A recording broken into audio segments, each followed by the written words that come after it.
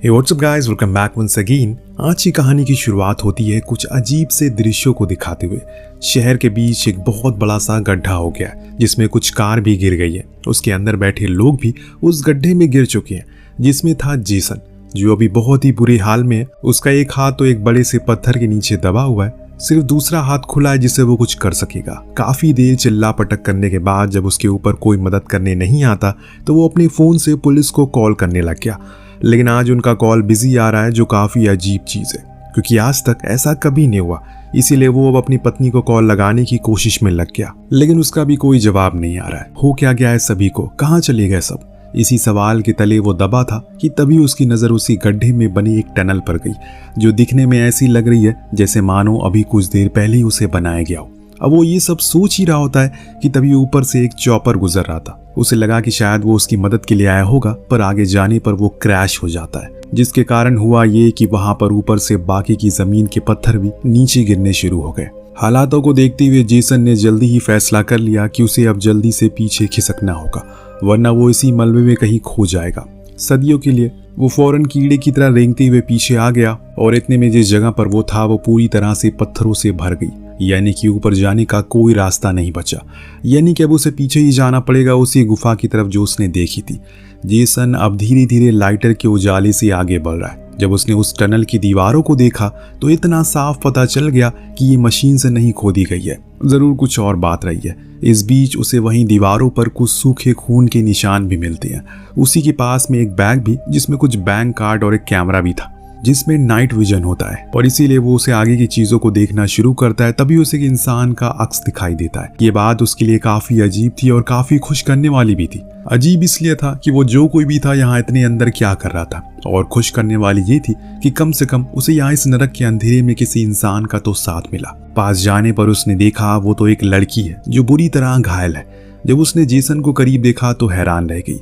Jason उसे समझाता है वो अच्छा इंसान है और उसकी तरह वो भी यहाँ फंसा हुआ है। अब जेसन ने उसके घावों को देखा और साफ किया, पर सारा के चेहरे पर एक डर का भाव है, जो देख जेसन भी परेशान हो गया। पूछ ही लिया कि आखिर वो इतना क्यों डरी हुई है। बस ये भूकंप ही तो है, कुछ देर में हम बाहर होंगे। तो सारा ने अपने आसपास देखा और कहा भी और पूछा भी, क्या तुम्हें सही में लग रहा है कि ये दीवार इंसानों ने बनाई है? जेसन भी सोच में पड़ गया। सारा ने खुलासा किया, असल में ये कोई भूकंप नहीं है। दरअसल कुछ दिन पहले हमारे शहर की जमीन अंदर से खोखली हो चुकी थी, क्योंकि कुछ जीवों ने हम पर हमला किया और इसीलिए अब सब रोड और बिल्डिंग एक एक करके गिरते जा रहे हैं।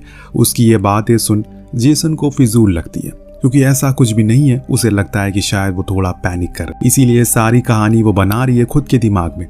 इतने में इन्हें कुछ आहट सुनाई दी। सारा ने फौरन अंधेरा कर दिया और चुप रहने को कहा। जेसन कहाँ मानने वाला था, वो तो कैमरा निकाल लेता ये देखने के लिए कि वहां पर क्या है। हालांकि उसे कुछ नजर तो नहीं आया, लेकिन एक सरसराहट सी उसे भी महसूस हुई। जैसे ही वो पीछे मुड़ा तो वहां सारा गायब थी। उसने खुद अकेली आगे बढ़ने का फैसला कर दिया, लेकिन आगे जाने पर वो उसे दोबारा मिल जाती है। अब जेसन ने मन बना लिया कि उसे सब कुछ पूछ कर रहेगा, लेकिन इससे पहले कि वो अपना मुंह खोलता, किसी और चीज ने अपनी आवाज से उन दोनों को खामोश कर दिया। और इस बार तो कैमरा में भी जेसन ने किसी चीज को रेंगते हुए देखा, जिससे कि दोनों ही तेजी से आगे की ओर बढ़ने लगे और तब तक नहीं रुके जब तक वो आवाजें बंद नहीं हो गई। कुछ दूर जाने के बाद जब चीजें शांत हुई तो सारा ने चैन की सांस ली और वहीं बैठ गई। उसके चेहरे पर डर था, लेकिन एक सुकून भी था कि वो बच गई। इन्हीं बातों के दौरान सारा ने बताया कि वो अकेली नहीं थी, बल्कि उसकी छोटी बहन और उसका पूरा परिवार भी उसके साथ रहता था। लेकिन जब ये भूकंप आया तो सब कुछ तबाह हो गया। उन जीवों ने मेरी छोटी बहन को मेरे सामने घसीट लिया और मैं कुछ कर नहीं पाई, सिवाय देखने के अफसोस कि उसे ये खुद नहीं पता कि वो क्या चीज है और कैसे आई। लेकिन हाँ, इतना जरूर पता है कि उसे बचकर रहना होगा, वरना सब मारे जाएंगे।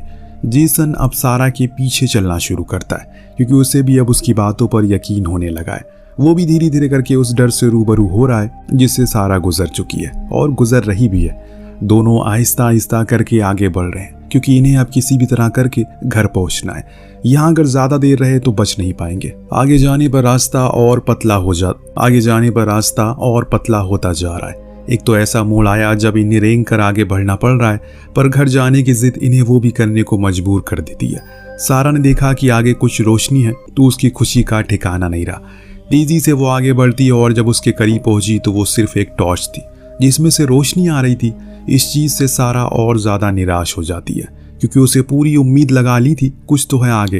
खैर अब जेसन उसे समझाता बुझाता है कि हमें हिम्मत तो नहीं खोनी चाहिए, बस कोशिश करते रहना चाहिए। सारा ने तो उस टॉर्च को उठाया, फिर आगे बढ़ गई। कुछ दूरी पर इन्हें एक घायल शख्स मिला, शायद वही इस टॉर्च का मालिक होगा। सारा ने उसे उठाने की कोशिश की, लेकिन अफसोस कि वो अब दुनिया में नहीं रहा। जेसन ने उसकी जेब टटोली, उसमें एक चाकू और शराब की बोतल मिली जो उसके लिए काम आ सकती है, क्योंकि उसने उन्हें अपने जख्मों पर लगा लिया ताकि इन्फेक्शन आगे ना फैले। अब दोनों ने मिलकर उस शख्स की लाश को साइड में रख दिया, लेकिन अचानक वो जाग गया, जिससे दोनों डर जाते हैं और पीछे भागने लगे। उन्होंने जिस चीज को देखा उसे तो उनके होश उड़ गए। वहां वही राक्षस आ गया, उस इंसान की लाश को नोच नोच कर खाने लगा। इस चीज को देखने के बाद जेसन के अंदर भी अब वही मौत का डर बैठ चुका है, लेकिन उसने अपनी ये चेहरे पर जाया नहीं होने दिया। अब उस राक्षस के जाने के बाद ये फिर से आगे बढ़ने लगते हैं और कुछ ही समय बाद चर्राने की आवाज आई, पीछे से जैसे मानो कोई रेंग रहा हो। जेसन ने फौरन सारा को चुप रहने को कहा। खुद पीछे मुड़कर देखा तो वहां सिर्फ एक चूहा था, जिससे कि इतना ये दोनों डर पड़े हैं कि पर सुकून ज्यादा देर टिक नहीं पाया, क्योंकि तभी अंधेरे में एक नोकीला पंजा बाहर आया और उस चूहे को मार डाला। ये देख दोनों तेजी से आगे बढ़ते हैं और जेसन की किस्मत खराब थी कि उसके हाथों में फंस गया। सारा को वो बार बार चीखे मारता रहा, गोली चलाओ, पर वो तो मानो बर्फ की तरह जम चुकी है। उसने कुछ नहीं किया। जब समय बीत गया तो वो वापस आई और जेसन की टॉर्च धीमे से उठाने लगी, पर तभी सुरंग फिर से हिलने लगी और ऊपर से कुछ धूल मिट्टी भी गिर रही थी, कहीं ये सुरंग पूरी तरह ना ढह जाए। इसी डर में सारा बेचारी वहीं दुबकी रहती है। उसके पीछे से आवाज आई तो वो पीछे मुड़ी तो वहां पर जेसन था, जिसके हाथ में वही चाकू था। इससे ये साबित होता है कि वही चाकू उसने जान ना जाने की वजह बनी। उसकी ऐसी हालत को देखकर सारा ने पानी की बोतल थमाई, पर उसमें पानी कम था। जेसन ने उसे पीने से इनकार कर दिया क्योंकि सारा को उसकी ज्यादा जरूरत है। और तब उसकी नजर गई पास की एक टूटी वाटर पाइप से, तो सोचा कि यहाँ से कुछ पानी भर ले। लेकिन जब उसने पानी का कलर देखा तो वो पूरी तरह से लाल हुआ पड़ा था। उसमें से बहुत बुरी बदबू आ रही थी, जिसे पीकर इनकी प्यास तो नहीं बुझने वाली। हाँ, ये जरूर बुझ जाएंगे, इसीलिए अभी प्यासा रहना ही बेहतर होगा। आगे जाने पर इन्हें रास्ता बंद मिलता है, यानी कि अब पीछे जाना होगा। वहां जाना यानी मौत को दावत देना। अब यही चीज बार बार सारा के दिमाग में आ रही है, जिससे इरिटेट होकर उसने ऊपर एक लात मारी और एक दो पत्थर नीचे गिरने शुरू हो गए। तब उन्हें समझ आया कि उन्हें घबराना नहीं है, बस कोशिश करते रहना है, क्योंकि कोशिश में आगे रास्ता दिखाएगी। दोनों ने खूब लातें मारी, जिससे फाइनली वो पत्थर वहां से हट गया और अब उनके सामने एक खुली जगह आ जाती है, जो किसी जमाने में इंसानों द्वारा बनाई गई थी। शायद ये पाइपलाइन होगी, लेकिन अभी इस समय पर वो चारों तरफ से सिर्फ इंसानों के शरीर के टुकड़ों से घिरे पड़े हैं, जो देख सारा और डर जाती है। लेकिन जेसन का ध्यान तो ऊपर ही था, उन जालियों पर था, जहां से धूप के साथ साथ इन्हें उम्मीद भी नजर आ रही है। अब ये दोनों ही उसे तोड़ने में लग गए, लेकिन तोड़ नहीं पा रहे, क्योंकि वो बेहद ही मजबूत थी। जो देख इन्होंने मन बनाया कि अब हमें किसी औजार की जरूरत पड़ेगी और तभी ये टूट सकती है, वरना ऐसे हम अपनी सिर्फ एनर्जी पर बात कर रहे हैं। सारा भी मान गई, तलाश में लग गई। तभी अचानक से इन्हें ऊपर कुछ फायरिंग की आवाज आई। जब ऊपर देखा तो वहां पर कुछ हथियार बंद सैनिक खड़े थे। ये नजारा दोनों के लिए मान अनमोल था, क्योंकि अब वो बच सकते हैं। जेसन ने चिल्लाते हुए कहा कि हमारी मदद करो, हम यहाँ फंस चुके हैं। ऊपर से आवाज आई, हाँ हम कुछ टूल लेकर आते हैं इसे काटने के लिए, तब तक तुम लोग सब्र बनाए रखो। आखिर इनकी जान बची गई, पर क्या सच में बच गई? जी नहीं, एक शोर ने ऊपर सब कुछ खत्म कर दिया। एक विशाल राक्षस आकर उन सभी सैनिकों को मार डालता है, जिनकी खून की बूंदें सारा और जेसन के मुंह पर आकर गिरती है। समय रहते इन्होंने एक पतले सक्रिय जगह पर आसरा लिया। वो जगह किसी गंदे नाले का स्रोत लग रही है। इन्हें अगर खुद की जान बचानी है तो उसमें कूदना पड़ेगा। फिर पहले जेसन गया नीचे उस गंदे पानी में। उसने खुद को संभाला और नीचे जाकर कुछ चीजों को टटोला तो पता लगा कि नीचे एक निकास द्वार है। फौरन ऊपर आकर उसने ये बात सारा को भी बताई और कहा कि तुम्हें नीचे आना ही होगा। उसे भी हालातों का जायजा था, इसीलिए वो भी कूद गई। सुरंग ज्यादा लंबी नहीं थी, इसीलिए जल्दी ही दूसरी तरफ आ गए। पर सारा के हालात अब ठीक नहीं लग रहे। उसके पैर जख्म हो चुके हैं, जो उसे और ज्यादा तकलीफ दे रही हैं, जिससे कि अब वो सही से चल नहीं पा रही है। जेसन उसे हिम्मत देता है, क्योंकि अगर वो हार मान गई तो उसकी भी हिम्मत जवाब दे देगी। दोनों ही रेंगते हुए अभी भी आगे बढ़ रहे हैं, लेकिन अंत में जाकर इन्हें इनकी मेहनत का फल मिलता है। एक धूप थी जो इनकी उम्मीद की किरण बन रही थी। वहां एक द्वार था जहां से बाहर निकला जा सकता है। दोनों वहीं चैन की सांस लेते हुए कहते हैं कि अब फाइनली वो बच जाएंगे। जेसन अपने घर जाकर अपनी पत्नी से मिल पाएगा, सारा भी अपने घर को लौट जाएगी, इस नरक से छुटकारा पाएगी। लेकिन दोस्तों, शायद इनकी किस्मत में अभी आज़ादी लिखी ही नहीं है। इनके सामने एक विशाल राक्षस आ गया। इतनी जल्दी वो इनके करीब आया कि इन्हें वहां से खिसकने का समय नहीं मिला। सारा ने खुद की सांसें तक रोक ली, कहीं वो सुन ना ले। पर इनकी किस्मत अच्छी थी, वो अंधा था, इसीलिए अपने सामने बैठे दो इंसानों को देख नहीं पाता और वहां से चला जाता है। जिस गुफा में वो गया था वो इनकी और आज़ादी के रास्ते के बीच में थी, इसीलिए इन्हें बड़ी सावधानी से आगे बढ़ना था। सारा तो बार बार रुक जा रही थी, वो इतना ज्यादा डर चुकी थी। लेकिन जेसन उसे पीछे से बार बार हिम्मत दे रहा था कि आगे बढ़ते रहो, रुको मत, बस कुछ ही देर और। लेकिन अचानक जब वो कुछ दूर और रहेंगी तो वहां रुक गई। जेसन को लगा कि शायद वो थक चुकी है, इसीलिए रुक गई होगी।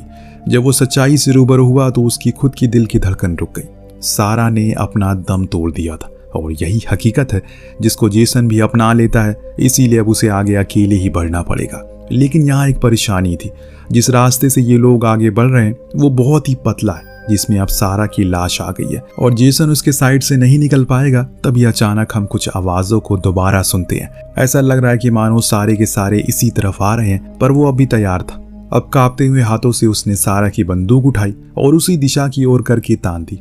अब अगर मरूंगा तो लड़कर मरूंगा। तभी पूरी टनल फिर से कांपना शुरू हो गई, कुछ पत्थर नीचे गिरने लगे। इस दरमियान जेसन को ख्याल आया क्यों ना वो सारा की लाश को जला दे, फिर उसका रास्ता साफ हो जाएगा। पर इससे काम नहीं बनेगा क्योंकि इतनी पतली जगह आग का जलाना मानो खुद चिता पर बैठना होगा। वो रुक गया और बस वहीं लेट गया, अपनी मौत का इंतजार करने लगा, क्योंकि अब बस यकीन हो चुका है उसे कि अब कुछ नहीं होने वाला।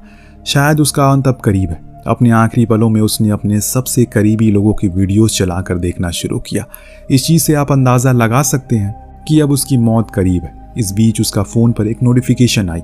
कान पर लगाया तो पता चला कि ये तो उसकी बीवी का ऑडियो मैसेज है, जो कह रही है कि वो भी अपने घर के तहखाने में है, क्योंकि उन पर भी हमला हो गया है। लेकिन अब वो ज्यादा देर खुद को जिंदा नहीं रख पाएगी, इसीलिए जल्दी से वो उसके पास आ जाए। ये सुनने के बाद जेसन के अंदर फिर से जीने की उम्मीद जाग उठती है और दिमाग में आ गया एक विचार जो शायद उसकी जान बचा सकता है।